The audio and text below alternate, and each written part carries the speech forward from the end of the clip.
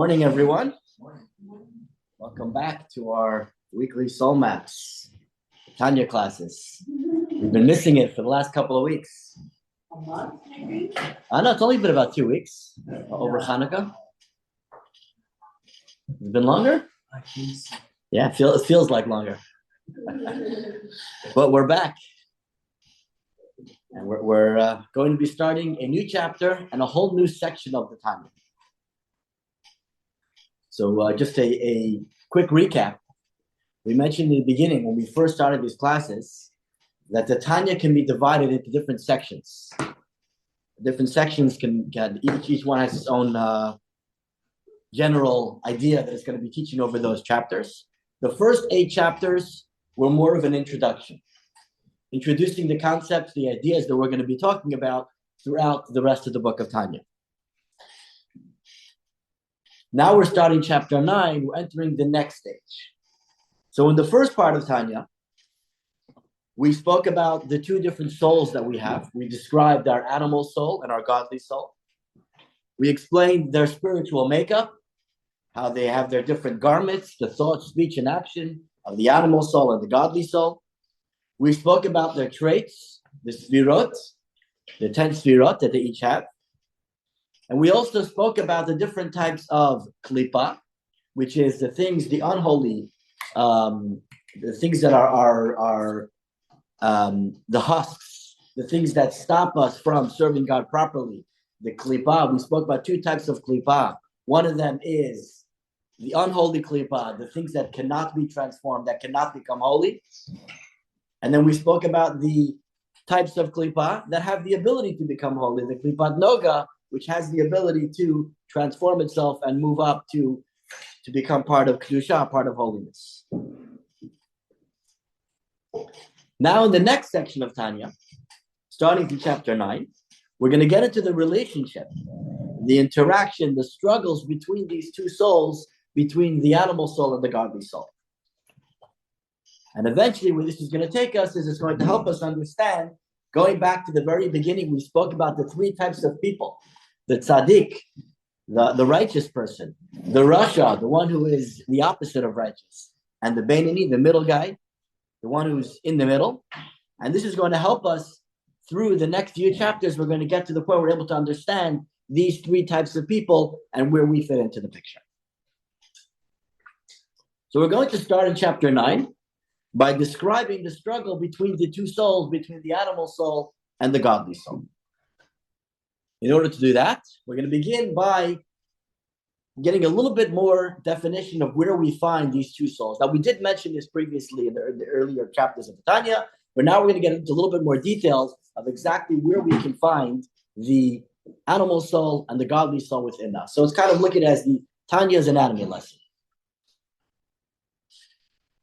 Now, to be clear, we're not necessarily talking about the physical location of the animal soul or the godly soul because they're not physical objects. A non-physical object doesn't have a physical location, right? So look at it as more as a metaphysical location of the nefesh habahamis, the animal soul, and the nefesh elokis, the godly soul. So we'll start with the animal soul. Where do we find the animal soul? You remember we spoke about this previously. The animal soul is found in the heart. It rests in our hearts. Why the heart? The heart is emotional. It's where our feelings are, and it's where our desires are found. You remember we spoke about in the first chapter of Tanya, the animal soul is all about me. The animal soul is self-centered. He's egotistical. He's not necessarily bad. He just thinks about himself. Nothing wrong with thinking about yourself and being, worrying about your own self-preservation, which is what his general idea is. But nonetheless, it's about him. It's not about thinking about what's good for the world, what's good for everyone. It's about what's good for me. What do I want? What do I need? And this is the whole idea of the animal soul. As we spoke about previously, this is something that is the opposite of holiness. And we'll get into more details in a moment. There is a story found, I saw the story from I believe it was the Tzemach Tzedek, who was a third Chabad Rabbi, where his grandchildren were having an argument about what makes a Jew special? What's unique about a Jew? How are we different than anybody else, essentially, in the end of the day? And so we called him in, and he said, let me try to help you with your argument.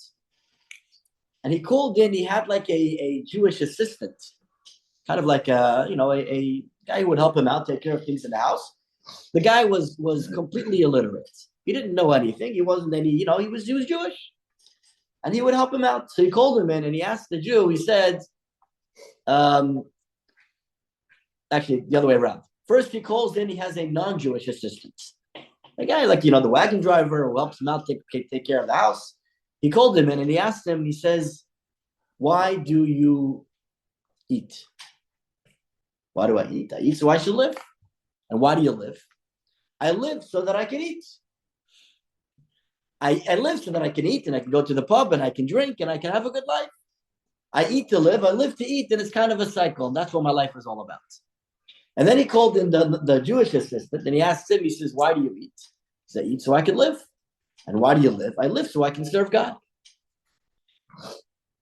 It's a different outlook in life, right? It's just a different outlook. It's what's the purpose of everything? So the animal soul, he eats to live, he lives to eat. It's all a cycle. It's about me. It's about my self-preservation so that I can do what's good for me, what's comfortable for me. That's all that matters for him in the end of the day. Therefore, he's found in the heart. And within the heart itself, which part of the heart is he found in? So the heart is made up of two chambers, two sides. There's the right side of the heart and there's the left side of the heart. And they each serve a different purpose. The right side of the heart, its purpose is to pump the blood up to the lungs in order to bring oxygen into the blood. It pumps the blood up to the lungs, it brings oxygen, and then the next part is the left side of the heart that then takes the blood and then pumps it throughout the body to pass the blood throughout the body so the person can live. So the right side is bringing oxygen to the blood. The left side is bringing the blood to the rest of the body. What is blood? The sages say, our sources say that blood, dam hu nefesh, blood is the soul. Blood is life. Yeah. Right? It's what keeps us going. And so the soul is the blood that is life. The purpose of the left side of the heart is to spread itself throughout the body, to keep itself alive. And so the left side of the heart is all about self-preservation. It's all about itself. It's all about me, keeping me going. That's what its whole purpose is. The right side, on the other hand, is about bringing oxygen, bringing air into the blood. So each have its own purpose. So where is the animal soul found? On the left side of the heart, in the place where the blood is pumping, where it's working to keep itself alive, to preserve itself, its own ego, its own desires. Which again, we talk about desires. We're not talking about bad things necessarily. We're not saying it's bad to be alive. It's not saying it's an evil desire, but it's a desire about itself, about its own ego. So therefore, the heart is the source of many negative feelings we can have. Lust, boasting, anger, they all come from the heart, which is the seat of the Nefesh HaBahamis, the animal soul.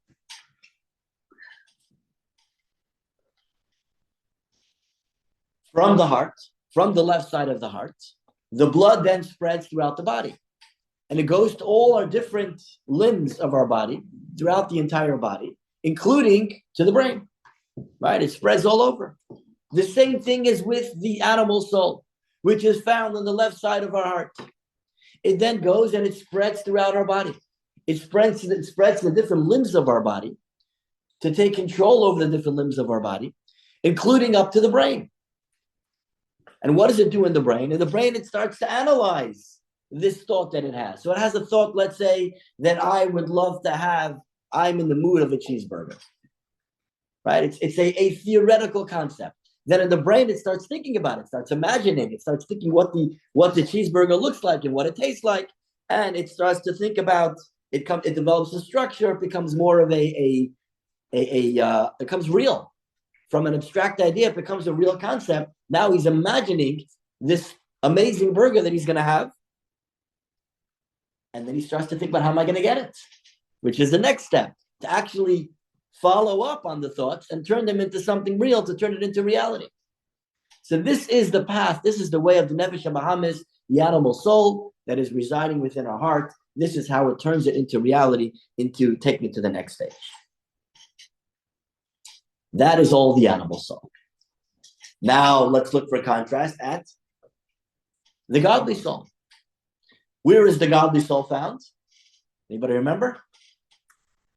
The godly soul is found in the brain, in our minds, in our intellect, in our consciousness. And from there, from the intellect, once again, it spreads throughout the body. The brain spreads its ideas throughout the entire body. So the heart has one purpose. The heart's purpose is to keep itself alive. It's about me, it's about ego. The brain, on the other hand, thinks about things. The brain doesn't think only about itself. The brain thinks about intellectual ideas, things that are external, things that are from the outside, things that are not about me. It can think about everything. And so the brain is able to look outside of itself. It's not stuck within its own ego, within its own self-preservation. The spectrum of humility versus ego, that spectrum of looking about how much is it about me and how much is it about someone else, is the exact same spectrum of holiness versus klipa. The more humility, the more kedusha, the more holiness. The more ego, the more klipa, the more you have this shell, this stuff that is anti-God, that is the opposite of godliness. It's the same spectrum. Because holiness sees itself as nothing. Holiness does not see any sense of self. Klipa, on the other hand, is all about self. It's all about me. Avodah Zarah. Avodah Zarah is things that are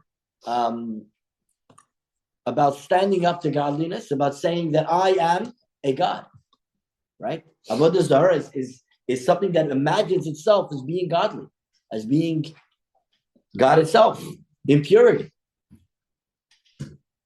Our forefathers, who were the greatest of everyone, right? It's where we all come from. It's our roots. Our forefathers, it says about our forefathers that they were the ultimate level of humility. Their level of humility was the level of a chariot. What's a chariot? A chariot gets pulled by horses. The chariot doesn't decide where to go.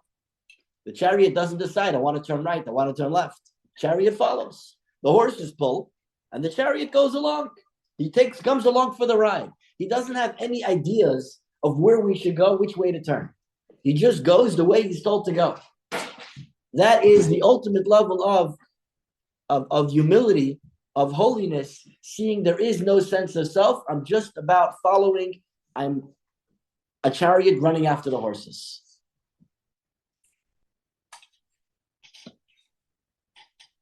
Pharaoh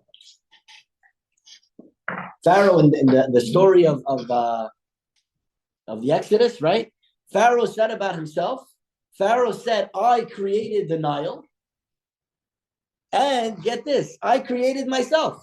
Of course. Pharaoh says, I created myself. That's where I come from. There was no God who created me. I created myself. This is the ultimate level of ego. It's the highest level of ego. I am the creator of myself. Contrast that with King David. King David said that when he was donating things for the future temple that was going to be built, when he was donating gold and silver, what did King David say about himself?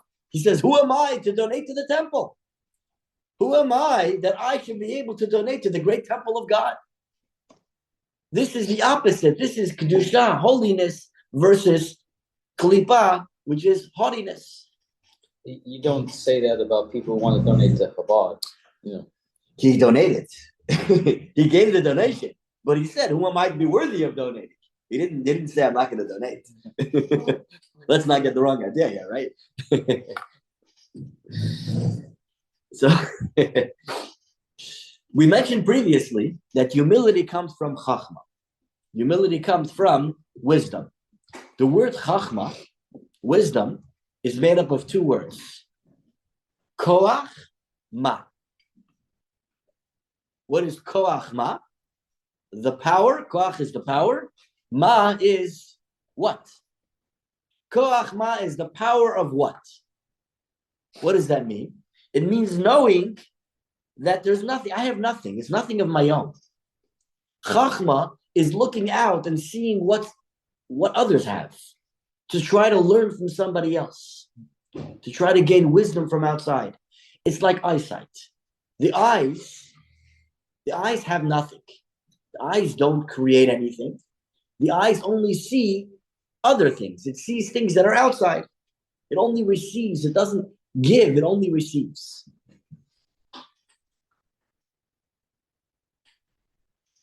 So this is, again, we have the animal soul is in the left side of the heart, where it's all about feelings, it's about emotions, it's about needs and wants, about me.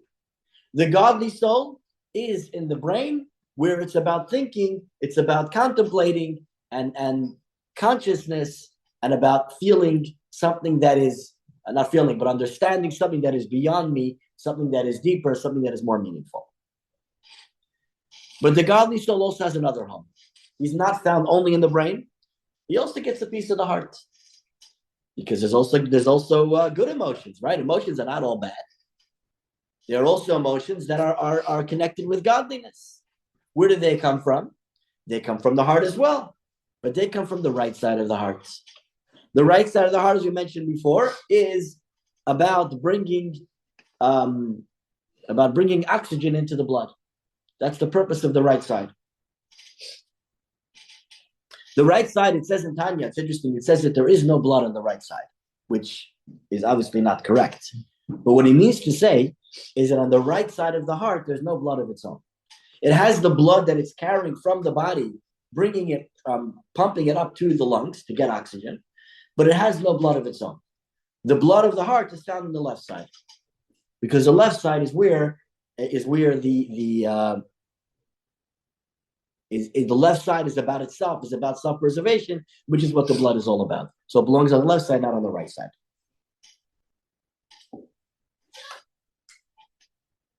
So from this right side of the heart, this is the source for all love of God, right? For when we want to have, when we have feel a passion, a love for God, this is coming from the right side of the heart. Where does this love come from? Where do we develop a love for God? We develop a love through God, through understanding, through contemplation, through thinking about the greatness of God and how great God is and how wonderful He is and all the wonderful things that He does for me. This causes us to have a love for God. Where does that contemplation begin? In the brain. So the brain thinks about godliness. The brain thinks good thoughts about God, which then brings about a love for God in the right side of our heart. And that's the continuation. That is the abode of the godly soul in our hearts. And the same thing applies to other emotions. If we have a great joy in God's beauty and majesty, we have a joyful connection with God. That's also, it comes from first understanding. It's rooted in our brain. Through thinking about the great majesty and beauty of God, that's what causes us to have this feeling of joy in the right side of our heart.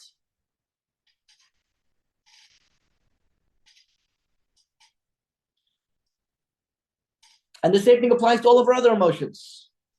Because all different emotions that we have for other things, we also have the same emotions towards God. Godly emotions, holy emotions, are all connected directly with God. We have a love for God, we have a fear for God, we have an awe of God. It's all connected directly to God. And this is the difference between the emotions of the animal soul and the emotions of the godly soul. Is it emotions about me, about I want, or is it emotions about God, about feeling things about God Himself? Very often we have a thought that comes to mind and we're not sure which side it comes from. We get this idea, I should go and do this thing. And we start thinking, is that my animal soul talking to me? Or is that my godly soul talking to me? Who's telling me to go do this thing right now? So one of the tests you can do is you can say, do I feel that this is the right thing to do? Is this a good feeling for me? Or do I know it's the right thing to do? If I feel it, if it's something that feels good, to help this person now feels good, then maybe it's coming from the other side. But when you say that I know that I should be praying right now, that's coming from the godly side. Is it a knowledge or is it a feeling?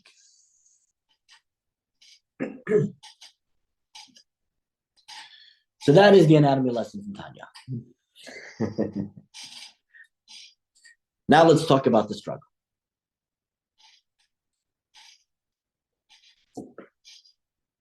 We mentioned previously the forefathers. Right? We had Abraham, Yitzchak, and Yaakov. Abraham was married to Sarah. He had a son, Yitzchak. Yitzchak was married to Rivka. And for many years, Rivka had no children. And she prayed for children for 20 years. They prayed for children. Until finally she became pregnant. While she was pregnant, she started to feel funny feelings. Right? What happened? Every time she would walk by a place of holiness, she would feel a struggle. Somebody's pushing to get out. She would feel that somebody was wanting to connect. Her baby was wanting to connect with holiness. Wow, I'm having a holy baby. My baby wants to jump out and go connect with the holy place. But then she would pass by a place of idol worship. And she would feel those same feelings. The baby is jumping, wants to come out. The baby wants to get out and join. And she's like, what's going on? I have a schizophrenic baby. What's happening? The baby's going both ways. Does he want to connect with holiness? Or does he want to connect with the opposite? She didn't know what to do. And how do we know that she had these thoughts? Where is it written? So it says in the Torah, the words in the Torah is the Yisrotzitzu Bikirba, something like that. How her insides was, let me find the exact words. Let me pull it up here. So the Torah says, let's pull it up here. Torah Bereshit. I have to guess which chapter it is because I don't know. Let's see what we are here. No, later than that.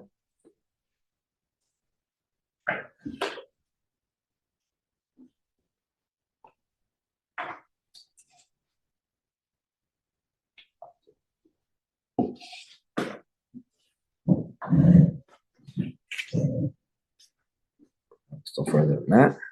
Getting closer.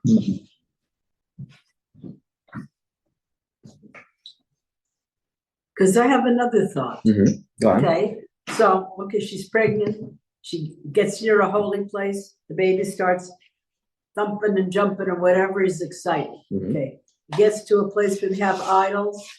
And how did she know she didn't want to come out and break down the idol? No, she felt that there was a yearning to go and yeah. All right. Okay, it's hard to find the exact thing, but basically it doesn't say in the Torah directly. It says she felt this like feelings, and then Rashi explains from the sources from the Talmud. It talks about how she then went to go speak to Aver, who was the rabbi at the time, and to go and ask the rabbi Shem and Ever to go and ask them what's going on.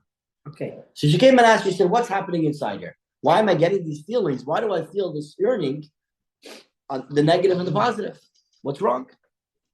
And so, what did he tell her? He said, "I got news for you. You got twins inside. It's not one baby, it's two. One of them is yearning for godliness, and the other one has a different way. He has a different yearning. It's not one baby that has mixed feelings. There's two babies. One wants to go right, the other one wants to go left. And that's why you feel these different feelings coming both ways." Right? Okay. This is the story of Rivka. And as we know, she eventually had two children. One of them was Yaakov, Jacob, and the other one was Esav. Right? Yaakov was good and holy. Esav was not so much. And they each went their own way. This is the story that we find in the Torah. Now, the Alter Rabbi tells us you should know you have the same story as Rivka.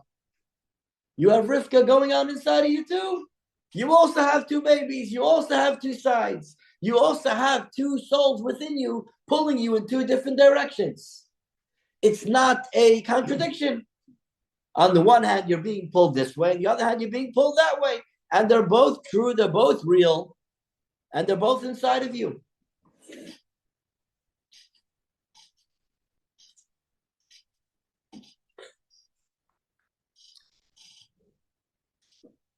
It feels sometimes like there's something wrong with us. We go and we have an elevated experience. We connect with prayers. We're praying and we really feel holy and elevated, and it's great. You're on a high. You're on a spiritual high. And then you finish your prayer, and suddenly you start feeling something. You want to go do something that's contradictory to what you just felt. You have a feeling that's not the holiest feeling. And you start thinking, maybe my prayer wasn't real. Maybe my previous feeling, if I was really so elevated, I had such a great feeling connecting with God. I felt so godly and so holy at that moment. And now I have such other thoughts. It must be it was all fake. It was all meaningless, because if it was real, if it was true, then how could I have feelings now that don't match that? And it's a dilemma that many people have. But the truth is, it's not a problem. It's not a contradiction. Because the soul that enjoyed that elevated holy experience is not the same soul that now has a different feeling. It's two different souls. One of them enjoyed the holy experience. The other one is pulling you in the other direction. And in fact, that's exactly what's happening. Because you had that elevated experience, the other one is feeling, hey, what's going on over here? We have to pull you in the other direction. I just saw it. Really? Yeah? Yeah. I just saw it. Now, It dragging needs you back. to pull back. It's a tug of war. Dragging them back. It's a tug of war, right? Each one is pulling in the other direction. Why? The Tanya describes that within us there's a parable. It's what's the word I'm thinking of? The Tanya considers as if we have within us, we are a small city. Within us is a small city, and that small city is in the middle of a raging battle between two kings. There are two kings that are trying to get control over that city. They're fighting a vicious war. Our body is the battleground. There are two kings pulling in two different directions. They're each trying to get control over the city, not just physically, but they want to have the influence over the city. They want the city to be their city. And the two kings are battling it out. And one has a battle, the other one has a battle. Each one is pushing in the other direction. And each one is trying to influence and bring the body, which is us, towards its own feelings of influence, its own ideas, its own way of life. There's a famous book, if everyone's heard of, called The Tale of Two Cities. Right? Tale of Two Cities. Familiar with that? There is a famous teacher of Torah, Chassidut. If you ever feel like, my classes is not enough, you want to step it up a little bit. One of the greatest teachers of our generation is Rabbi Yosef Yitzchak Jacobson. Rabbi Y.Y. Jacobson. He has lectures online. He's one of the greats. I don't compare myself to him. You don't have to. Rabbi Jacobson has a series on the Tanya where he teaches the Tanya. He calls his classes on the Tanya A Tale of Two Souls, a play on the Tale of Two Cities. He calls it A Tale of Two Souls because that's what the Tanya is all about, and that's what we're getting to right now. This here is the theme of the rest of Tanya. That there are these two souls, there's these two kings that are raging battle within us. Each one is trying to win over and to influence the entire city, which is us, to bring us to their side, to completely be within its control. Who are these two kings? Who are the two souls? The animal soul and the godly soul. Each one is pulling us in a different direction. Mm-hmm. The divine soul wants that the body should be fully under its rulership and influence, and it should be completely given over to the divine thought, speech, and action. Remember the three garments. and to the 10 godly sfirot, the 10 godly attributes. That's the goal of the godly soul. That the body should be thinking godly thoughts and contemplating the greatness of God, which will bring to godly love and fear, like we mentioned before, with a yearning with all of our heart, soul, and mind. And his desire, his goal is that this love should spill over from the right side of the heart, where he's feeling this godly love, and it should spill over into the left side of the heart as well, to get into the domain of the other soul. That the left side of the heart, the domain of the animal soul, should also join in with this yearning of God. And he wants to subdue the sitra achra. Remember, we had those words, sitra achra is the other side. To subdue the other side within the left side, within the other side. And that lust that comes from klippa, change that lust and transform it into a lust for kedusha, for holiness. This is the goal of the godly soul, to bring him over to his side. Now it's interesting, we noticed that there was 2 words we used over there. Subdue and change and transform, which is really the same. So let's say subdue and transform. What is the difference between subduing and transforming? So in Chassidut, we have 2 paths of facing our lusts and our improper wants that we may have. The first one is to subdue. To say, you know what, I really, really want to eat a donut now. I am going to hold myself back, and I'm not going to eat the donut. It's called hiskafia. What is it called? Hitkafia. Hitkafia.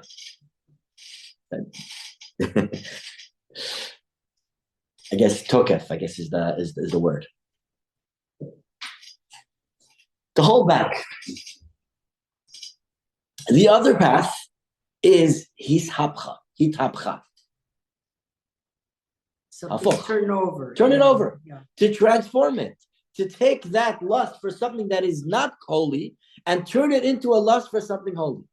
To take something that was previously. So generally in our own lives, as we go about our own lives and face all these different temptations that we face, for most of us, hishapcha, turning it over, is not within our realm. It's not within our abilities. What we could do is say, I'm going to hold back. I have a lust for something. I know I shouldn't have it. I know it's not proper. I'm not going to do it. I'm going to hold myself back, and I'm going to withstand this pressure to have this thing that I want. That is what we do in our day-to-day lives. Whenever we want to be stronger, we want to do the right thing. For a tzaddik, they can do something better. A tzaddik can take something that is within the realm of the non-holiness, and he is able to turn it over and transform it into something holy, to something good. This is something that, again, most of us can't do in our day-to-day lives. And it's something that, what he's describing here in Tanya as well, we cannot do it at the current moment. It's something that is beyond us. What he's telling us to do is to have this lust for God, to spill over from the right side into the left side, that our left side, our nefesh abahamis, our God, our animal soul, should have a lust for God, is something that is transformative.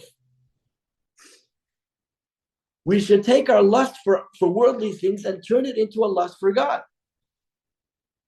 This is something that is beyond our ability to do at the moment. But there's a way to get there. There is a path to get there. The path to get there is, we mentioned previously, there are 2 types of love. There's 2 types of love for God. The first one is called Ava Aza. Az. What's the first word? Ahava. Ahavat. Aza. Aza. Strong. A fierce love. Oh, okay. That is the first level, which, by the way, again, we're not talking about, this is the low level is a very high level. Right? I can't say that I feel this Ava Aza, which is the lower level, right? Fierce love is a pretty high bar to reach already. But this is the lower level, a fierce love of God. The second level is called Avarabba. Avarabba is a great love, or another name for this is Ava Betanugim. A love of delights. Tanugim? Tanugim, Tanugim is enjoyment. delight. No. What's the difference between enjoyment and delight? Tanug is enjoyment. Yeah. What is delight? Delight. Delight, not lights. Delight.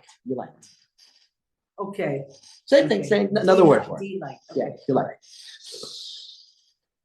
Ava b'tanugim is a love of delight. Delight in what? Delight in God. We'll get to in a moment. Our intellect can bring us to step one. Our intellect has the ability to bring us to a fierce love. If we think about God and we think about the wonderful, amazing things that God has done, how God created an amazing world and all the amazing things that He's done and how He's helped us so many times, done so much for us and given us our life and given us everything that we have, this can arouse within us a fierce love of God, where we really want to love and connect with God.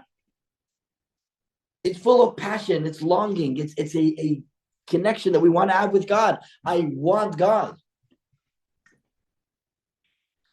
But then, this love, as we mentioned, it can become so strong that it can spill over from the right side into the left side of our hearts. When it spills over into the left side of our hearts, and now the left side of our heart feels a love for God as well, this can come to the second level of Avarabba. Avarabba is a great love, a love of delight, which this is a love, it's the first love is more of a fiery love, a passionate love. This is a love that's like water. It's a love that's not passionate in the same way of a longing of that I'm missing something and I want it. It's I delight in God. I have a delight in God Himself. It's not about me anymore. It's about God. The first love is really a love of self if you think about it in the end of the day. If you love coffee, you don't love coffee, you love yourself. So you want to have the coffee. You love the taste of coffee, so therefore you love to drink the coffee. I don't love coffee. If you love coffee, you would, I don't know, you would hug it. You wouldn't drink it. Right? So you're not giving to the coffee, you're giving to yourself. That is what most love is in this world. It's really a love of self. I have a nephew, Yossi Kreiman. If you notice, there's a library in the other room named after him. Oh. Yossi, fortunately, he passed away at a young age, but he was a great thinker. He would die. He was very young, but he would sit with piles of books. He would study lots of Torah, and he had a great mind. And he was into puns. He was very unique personality. How old was he? He was 23. He passed away in a scuba diving accident. He was actually engaged at the time. He was about to get married. As Esther's nephew, her sister's son, oldest son. So Yossi Kreiman, he would say when he would pick up a child, he wouldn't say, "I love you." He said, "I love myself. Come here, I love myself." You would play on this idea of, I want something. I don't love the thing. I love myself, which is why I want it, which is what the Tanya is telling us here. Right?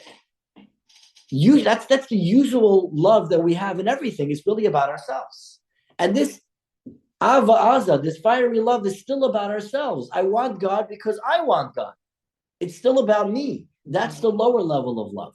The higher level of love, Ava Rabba, the great love, the love of delight of God, that's not about me anymore. It's about God. It's about God is great. It's all I just love for God, not for me. It's not about me anymore. It's all about godliness. And that is the second level of love, which you can't get there through contemplation. You can only get there through having such a great love and letting the love spill over into the left side and let the left side bring that love out as well.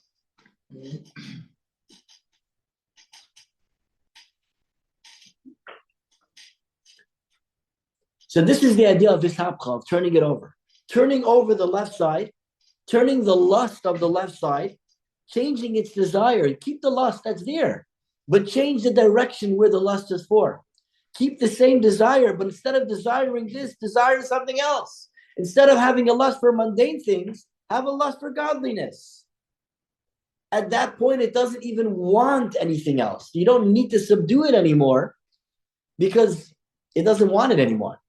I don't have to say, I'm not going to have the donut. I'm going to hold myself back because I don't want the donut. I only want God. I only have my desires all for godliness. It's all for holiness. I have no other desires. There's nothing pulling me in any other directions. You just saved me from eating a cupcake. Oh, it didn't say you can't eat it. I heard you. We say in Shema. In the Shema we say, "V'yahavta et Hashem Elokecha." You shall love your God.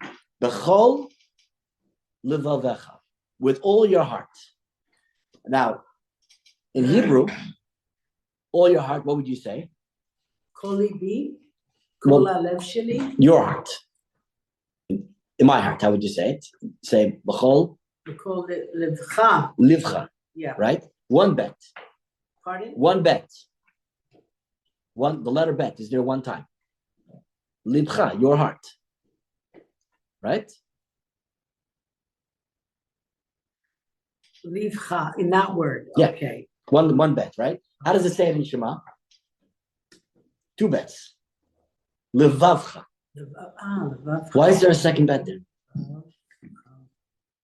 Because of your two hearts. The second bet is making it plural. It's pluralizing the word. Now there is all your hearts. What hearts? The hearts is saying, like you said, both sides of your heart. You should love God not just with the right side of your heart. You should love God with the left side of your heart. That is what we are saying in Shema every single day. Love God with your entire heart, with all your hearts. Both of your hearts, your right and your left, your godly side and your not godly side. They should all share this love of God. They should have a lust for God. That is the idea.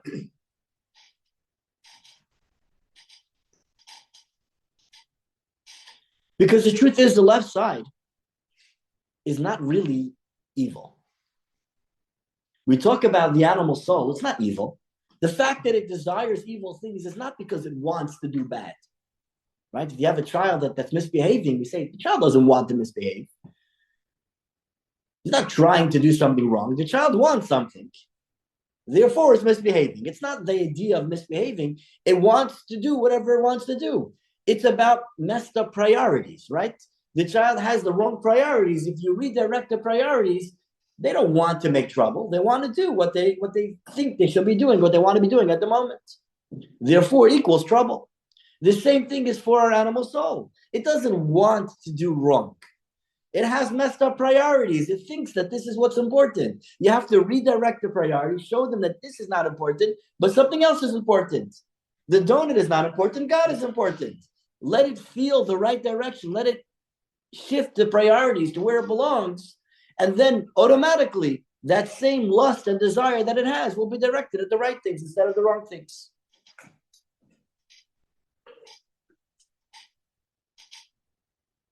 A readjustment.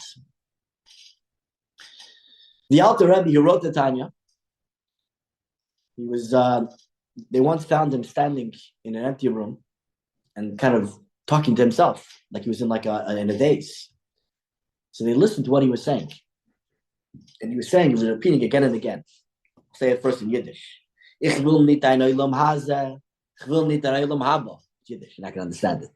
Ich will mehr nicht wie dich allein. I don't want this world. I don't want next world. Say it again in Yiddish, please. Ich will nicht Yeah. dein Olam haze, which is Hebrew, Olam haze. Okay. Ich will nicht dein Olam haba. Okay, got it. Ich will mehr nicht. Mehr. Mehr nicht. I don't want anything more. Wie dich allein, than you yourself. I'm not here for this world. I'm not here for the mundane things, for the pleasures of this world. That's not what I want. I'm not doing this for worldly pleasures. I'm also not doing this for the world to come. I'm not here for the world to come to get pleasures in the world to come. That's not my goal. It's not my purpose. What do I want, God? I want you. I just want you. That is the ultimate, the highest level. That is what the Alter Rabbi is talking about over here. It's what he's telling us. We have to just have a lust for God, not for anything else. Just God himself.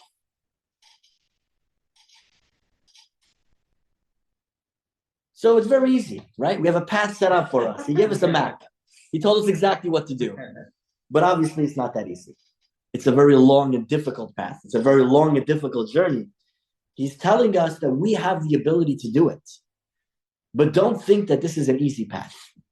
This is a long journey that can take many, many years of divine service to get us there. But we have the ability to get there. And this is all, we're talking about love of God. The same thing applies to everything else. All the other attributes, also, we can say the same exact thing that we just said about love, all these things that we said about the heart and the mind, and we think about it, we contemplate it, it brings about the love. The same thing applies to every other trait that we have, every other feeling that we have. To remind you where we're going on this, we're still talking about what the desires are of the Nefesh Elokis, the godly soul. That we have these two souls within us battling it out. We said the Nefesh Elokis, the godly soul, his desire is, and we've been saying that we should love God completely, and it should overflow into the left side and bring him into our love for God. And the same thing applies to all our other attributes. We should do the same thing with all the other attributes. Our feelings should all be towards God. Everything should be for God. And all of our thoughts, speech, and action should all be for Torah and mitzvot. Everything should be fully aligned, doing everything exactly, with no room for compromise. This is his mission, this is his goal, this is what he's fighting for. That was the godly soul. What does the animal soul want? The animal soul, it's interesting because all those pages and pages of that I just read to you, I told you about what the Tanya says about the godly soul. And he says, and what does the animal soul want? The exact opposite. Couple of words, that's it. Whatever we just said, reverse everything, that's the goal of the animal soul. So people say that the reason why he goes to such detail on what the godly soul wants, and the animal soul, he just says the exact opposite, is because the truth is, we all know what the animal soul wants. It's what we all know that. We doesn't have to explain it to us. We know exactly what he wants. The godly soul, that we need explanations. We need to understand what the goals are. The animal souls, we all feel it. We know exactly what he wants. But it's the exact opposite. And neither side is willing to compromise. There is no room for compromise. There's no place for a peace treaty. The two kings are fighting, and they're fighting till death. They're not giving in. Neither side is willing to give in, and we have this battle going on within us, this eternal battle that is fighting itself out for our entire lives. As a Beinoni, if you ever reach the level of tzaddik, when you get there, the battle will be over. But we're not holding there. And as we said in the beginning, most of us never will reach there. We don't have the ability to reach there, but we can be the best Beinoni we can be. What chapter is this, please? Chapter 9. Chapter 9. We're at the end of the chapter, but at the end of the chapter, just a few lines, he gives us a very important message of what this is all about. So we have this battle going on. We have the two kings, the two souls that are battling it out. But why? What's the purpose of it all? No, but why is God creating this battle within us? What's the purpose of this whole struggle? What does he want from me? Why do I have to live my life as a battlefield? Why do I have this going on the whole time? What does God want? Perhaps you're saying that there are two sides. There's a God and there's an anti-God, as we have in some other religions. Yeah. That there's another force that is under the control of God. For sure not, right? God created everything. Everything is God. So God is creating this battle within us. For what? For what purpose? What does he want from me? Why is he putting me through this struggle? You say hit alut. Okay. To it's not only overcome, it's to rise up. Exactly the point. The point is the whole purpose of the battle is in order for us to overcome and win the battle. It's all there for us to be able to rise up and overpower and take the battle to the end. God didn't want human beings to be angels. God had enough angels in heavens. He doesn't need angels there. Angels don't have a Yetzer Hara. They don't have any force that's pulling them to evil. Could have created us all as angels. But there's no purpose to that. No. Can you imagine playing soccer with only one team? There's no opposing team. Would be a great game, right? You'd have a lot of fun. It'd be boring. What's the point of it? If there's no goalie on the other side stopping you, then what's the purpose? It's not a game. It's not fun. It's only fun when there's an opposition force, when you have somebody going up against you. Here we're not talking about fun. Here we're talking about greatness, right? About achieving something. You can only achieve something if you have an opposing force. If there's something coming up against you that you could stand up to. There is an analogy given in the Zohar about a prince, the son of a king. The king had the crown prince, his beloved son, and he was preparing his son for a future as the future king, the next monarch. And he wanted to make sure his son was strong enough to be an appropriate leader, to be a king. And so he decided to test him, where he hired a prostitute, a harlot, to try to tempt his son, to bring him to do something he shouldn't do, to see if she's able to bring him to weakness. Now she knows her job. Her job is to tempt him. But ultimately, what is her job? What is the real goal? The real goal is that she should fail. Her job is not to win. Her job is to do her best job and still fail. That is the ultimate purpose. The king doesn't want her to achieve the goal. He wants her to not achieve the goal. But he wants her to try her best in order to test the son. The same thing is with us. We are the prince. God is tempting us. God is pulling us in the other direction. But he wants us to withstand it. He wants us to say no. He wants us to be stronger. He wants us to win over the temptation. Just as Hashem tested Avram 10 times. Abraham was tested by God 10 times. It wasn't to test him that he should fail. The purpose of the test was for Abraham to prevail, to win the battle, to show that he's stronger than that. And so the battle that we're going through is not a battle at all. This is the greatest power that the Dr. Rabbi is finishing off with. He's telling us that this great battle that we're talking about is not even really a battle. There is no battle. It's a mirage. It's all just there to test us, to see what we're going to do. But we ultimately have to know that there is no battle. There's no anti-God, chas v'shalom, God forbid. It is just God putting temptations in front of us to give us the power to overpower them and to win over and to take it to the victory lap. And that's what it's all about. A test. A test. A test for us to overcome. Multiple choice. And that is chapter 9 of the Tanya. A very important chapter. This is until now was all introduction.